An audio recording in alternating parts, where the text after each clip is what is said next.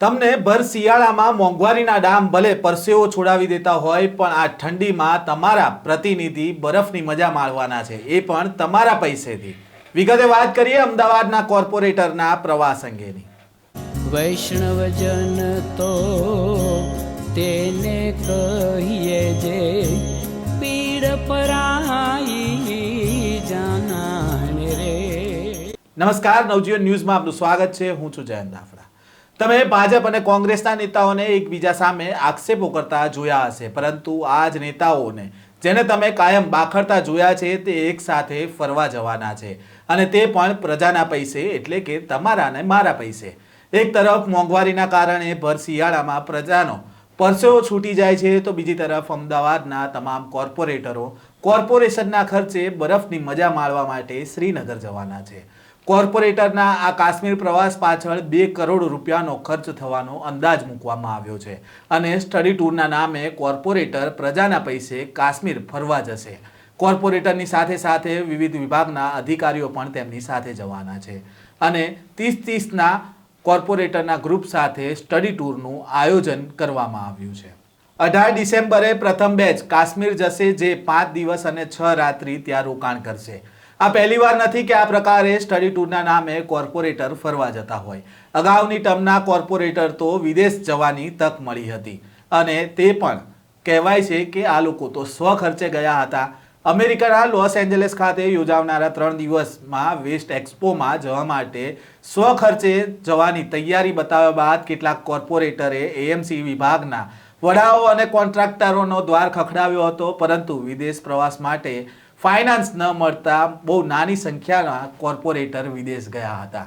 આમ આની અગાઉના કોર્પોરેટર વિદેશ ગયા હતા, પરંતુ તે કોર્પોરેશનના ખર્ચે ગયા હતા અને સ્ટડી ટૂર કરવા માટે ગયા હતા. આમ તો આપણો ભારત દેશ આત્મનિર્ભર છે, ને આ શબ્દ અનેક નેતાઓના મોઢે તમે સાંભળ્યો હશે. તો પછી બીજા દેશ પાસે આપણે શું શીખવા જતા હશે અને શું શીખીને આવ્યા હશે તે તો આ નેતાઓ જ જાણતા હશે. પરંતુ આ વખતે શ્રીનગર જવાના છે, અને તેનું કારણ છે કે 370ની કલમ હટી પછી એક કોર્પોરેટરની ઈચ્છા હતી કે ત્યાં મુલાકાત લેવી જોઈએ. સાથે જ વિકાસના કામો, સફાઈ, કચરાનો નિકાલ, ટાઉન પ્લાનિંગની સ્કીમનો અભ્યાસ કરવામાં આવશે. આપણી પાસે કોર્પોરેશનના જે તે વિભાગના હોનાર અધિકારીઓ છે, ને કેટલી મહેનતથી તેઓ પરીક્ષા પાસ કરીને આ પોસ્ટ પર આવ્યા છે. તો પછી કોર્પોરેટરને શા માટે આ અભ્યાસની જરૂર પડી હશે, અને પડી હશે તો તમારા ને મારા પૈસાનો ધુમાડો કરીને શા માટે, તે પણ એક મોટો સવાલ છે. અગાઉના કોર્પોરેટરો શીખીને આવ્યા હતા તો તેમણે શું મોટી ધાડ મારી લીધી હશે. ખેર, આ વખતે કોર્પોરેટરો શ્રીનગર જઈને શું કરશે તે અંગેની માહિતી આપતા દેવાંગ દાણીએ શું કહ્યું તે સાંભળો. સામાન્ય રીતે દર 5 વર્ષની અંદર કોર્પોરેટરો વિવિધ રાજ્યોના ત્યાંની પ્રજા સાથે વાર્તાલાપ માટે, ત્યાંના ડેવલપમેન્ટ માટે, અભ્યાસ માટે, પર્યાવરણના અભ્યાસ માટે, ટાઉન પ્લાનિંગના અભ્યાસ માટે, રહેણીકરણી માટે પ્રવાસ ગોઠવવામાં, દેશમાં અલગ અલગ પ્રવાસ ગોઠવવામાં આવતા હોય છે.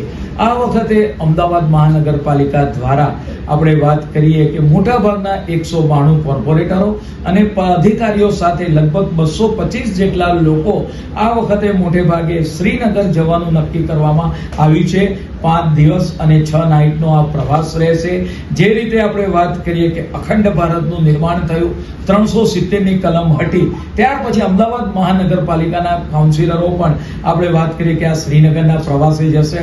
અહીંના ભૂતપૂર્વ આપણે કમિશનર કેશવ વર્મા સાહેબ એ શ્રીનગર ડેવલપમેન્ટ બોર્ડના કમિટીના પોતે સભ્ય હતા.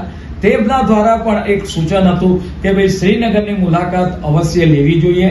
અને આમ 2014 પછી માન્ય દેશના વડાપ્રધાન નરેન્દ્રભાઈ મોદી સાહેબ અને ગૃહમંત્રી અમિતભાઈ શાહ સાહેબ આવ્યા પછી આપણે વાત કરીએ કે 19ની અંદર જ્યારે આ કલમ હટી, ત્યાર પછી આપણે વાત કરીએ કે અમદાવાદ મહાનગરપાલિકાના એક કોર્પોરેટરની ઈચ્છા હતી કે ભાઈ આપણે પણ 370 હટ્યા પછી શ્રીનગરની મુલાકાત લેવી જોઈએ. ત્યાંના આજુબાજુના જિલ્લા છે, ત્યાંના પ્રખ્યાત સ્થળો છે, એ તમામ સ્થળોની મુલાકાતે આ કોર્પોરેટરો મુલાકાત લેશે. કેટલો ખર્ચ થશે, કઈ એજન્સી હશે ને ટોટલ વ્યક્તિઓ કેટલા સમય માટે? આ પ્રવાસ માટે લગભગ 192 કોર્પોરેટરો અને 30 થી 35 જેટલા અધિકારીઓ તેની સાથે કોર્પોરેશનના જોડાશે.